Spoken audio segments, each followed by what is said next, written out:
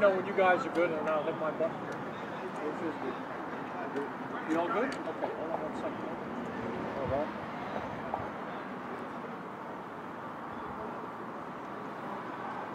Come in around, man.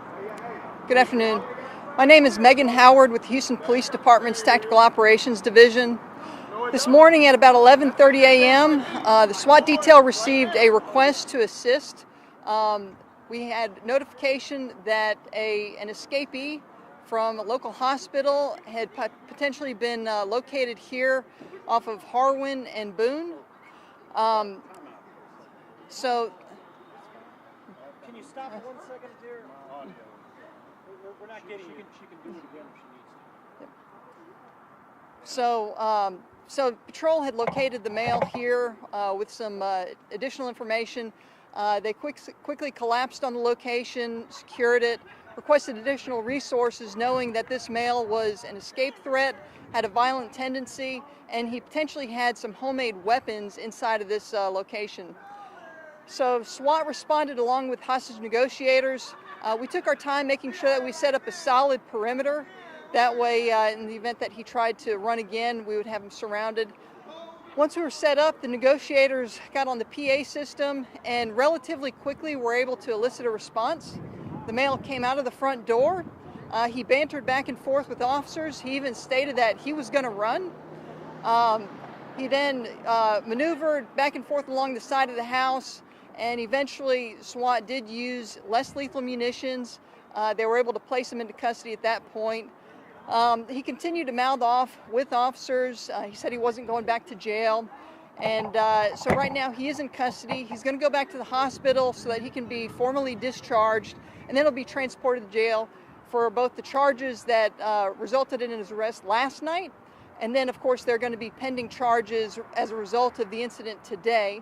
I don't have details at this time. The incident needs to be fully reviewed with the district attorney's office, and that's where we stand right now. Can you tell us one more time, since we missed the beginning? Once again. That's okay. Anybody else real quick? Did you find any weapons or anything? No weapons on his person.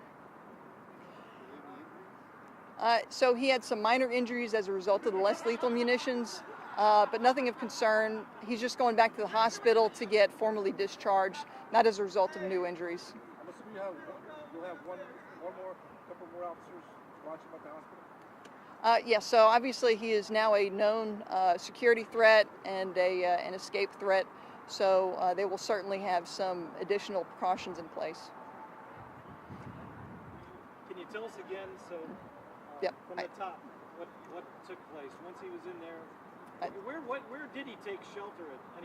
Where did he barricade himself?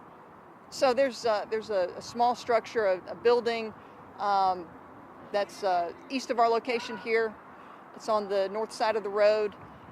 We received a call at approximately 11:30 a.m. advising that patrol had potentially located the suspect, that he was inside. A female did come out of the location confirming that he was in there. Patrol established a solid perimeter, requested additional assistance, realizing that he was an escape threat with violent tendencies. We did receive information that there were some potentially homemade weapons inside, like knives and such. So every precaution was taken. SWAT was called out to the scene. We established a solid perimeter, make sure there's no avenue of escape. Hostage negotiators got on the PA system. They were able to elicit a response rather quickly.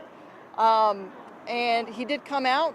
He bantered back and forth with officers. He even told us he was going to run. He did make an attempt to maneuver, and he appeared to be looking for an avenue of escape. We ultimately used intermediate weapons, less lethal munitions, and were able to place him into custody. He continued to banter with officers even after he was placed in custody, continuing to say that he was not going to jail. But at this point, he's in custody. He's going back to the hospital to be formally discharged, and then from there he'll go to the Joint Processing Center to be processed both for the charges that were filed as a result of last night's incident, and some additional charges should be pending, but I don't have details on exactly which charges at this time. Gotcha. Can you tell me, can you tell us specifically what kind of weapons you used to subdue it? Taser, rubber bullets, what was used specifically? So we did use a taser and a soft impact munition. To take it, to get it. Okay, and one more time, can you tell me, even you said he kind of talked to you guys for a minute. Once he came out, what did he say to you guys again? He made statements to the effect that he was going to run and he was going to escape. And you said also, he said, I'm not going back. What was the rest of it? After he was in custody, he said he was not going back to jail. You think this guy has mental issues? Mental problems? I don't know what his problem is, why he's making these statements or behaving this way. Okay. What was his relationship with the female? I think just an acquaintance, not a close relationship. Did he live there? He did not live there. Okay. Do you know what his charges were specifically from last night? What he was charged with last night? I believe they were burglary and possession of a controlled substance. Last thing, can you tell me how you guys first encountered the guy last night? What was that on?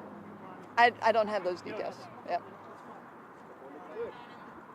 Man, thank you. Thank you. You're welcome. Sorry about that.